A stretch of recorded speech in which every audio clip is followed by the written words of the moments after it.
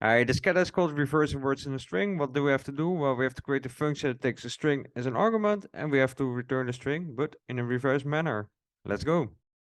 So first of all, what happens when we print out the argument and its type? Then we see that we are dealing with a string type. And what happens when we iterate through a string type for word in string?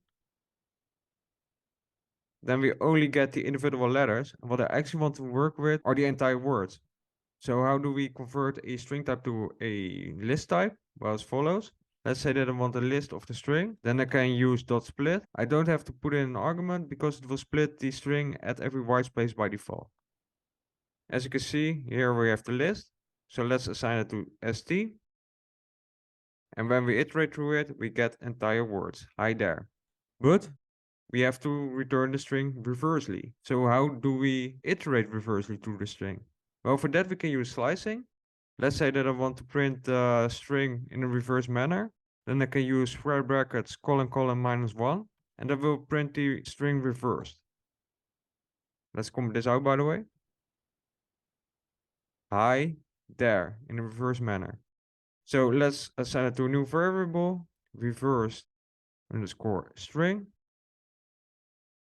And let's iterate through that. Yeah, that's exactly what we need. There, hi. So let's assign it to a new string, result, for example.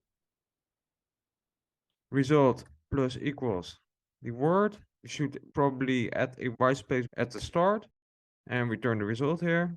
Hi there, yeah. But as said in the assignment, we should get rid of unnecessary white space, but we can use the split method for that. That will remove the white space at the start and at the end by default. Sorry, we have to use the strip method, not the split method. That should do the trick. Let's test it out.